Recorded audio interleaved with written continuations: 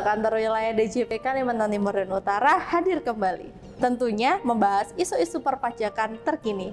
Bersama saya, Devita Sari, dan juga ada Mas Agus Sugianto.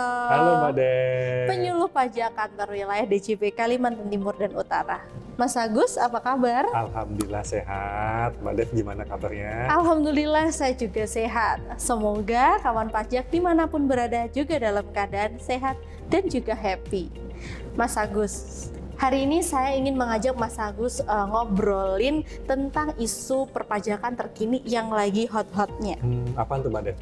Yaitu program pengungkapan sukarela. Oh, PPS. Betul, PPS. Nah, saya sudah mengumpulkan nih pertanyaan-pertanyaan yang sering diajukan oleh kawan pajak semua tentang PPS ini. Pertanyaan pertama, Mas Agus, apa sih itu PPS? PPS itu adalah memberikan kesempatan kepada wajib pajak untuk melaporkan atau mengungkapkan kewajiban perpajakan yang selama ini belum dijalankan secara sepenuhnya. Nah, dengan cara pengungkapan secara sukarela. Nah, dalam PPS ini tuh ada dua kebijakan. Iya, ada dua. Kebijakan yang pertama adalah wajib pajak yang belum menyampaikan hartanya secara terbuka atau secara keseluruhan pada saat program pengampunan pajak atau dulu biasa disebut sebagai tax amnesty. Oh ya. Itu kebijakan satu. Nah, kebijakan yang kedua, kondisi yang kedua adalah wajib pajak orang pribadi yang belum mengungkapkan hartanya atau belum melaporkan hartanya pada SPT tahunan tahun pajak 2020. Oh gitu. Jadi ada dua kebijakan Mas Agus dalam PPS ini. Nah, berarti PPS ini beda dengan tax amnesty. Ya, di satu sisi memang ada yang mirip-mirip ya, tapi jauh berbeda loh pastinya dengan tax amnesty. Jadi PPS ini memang berbeda dengan tax amnesty.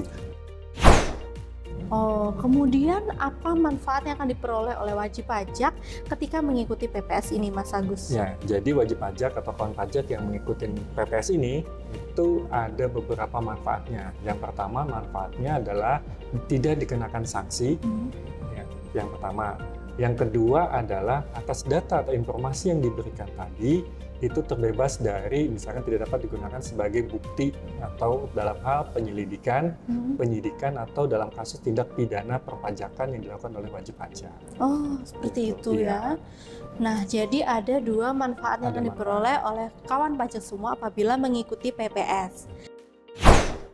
Nah, selanjutnya dari penjelasan yang sudah Mas Agus tadi sampaikan, apa saja syarat untuk dapat mengikuti PPS? Nah, syaratnya ini dari karena tadi ada dua kebijakan, berarti ada dua macam syarat yang harus dipenuhi oleh wajib pajak.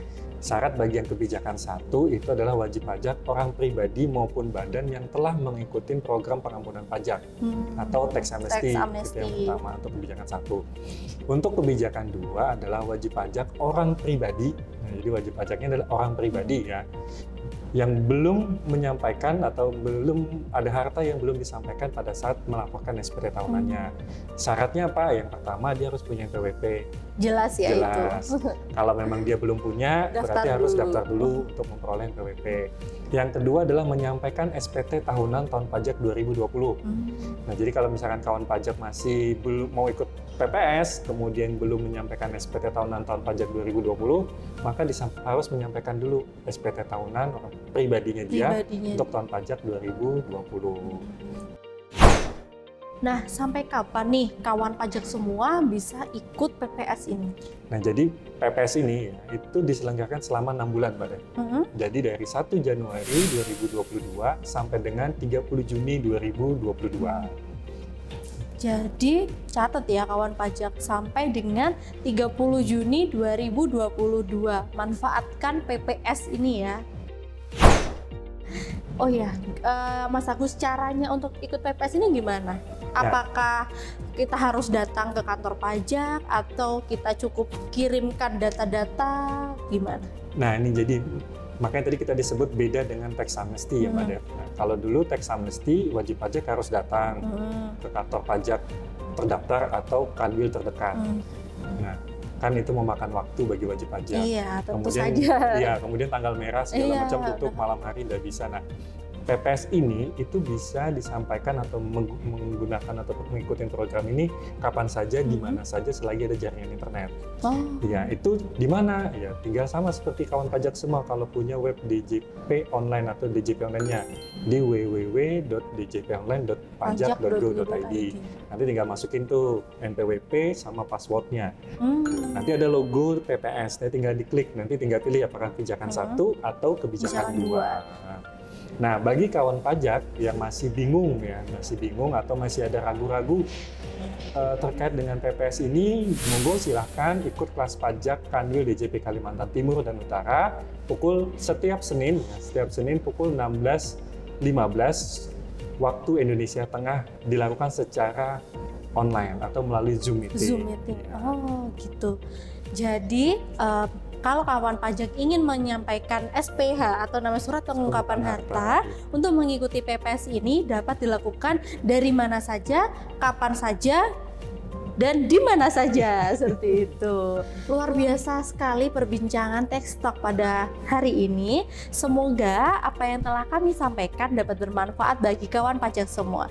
Terima kasih Mas Agus telah berkenan untuk menjawab pertanyaan soal sering ditanya kawan pajak tentang PPS ini.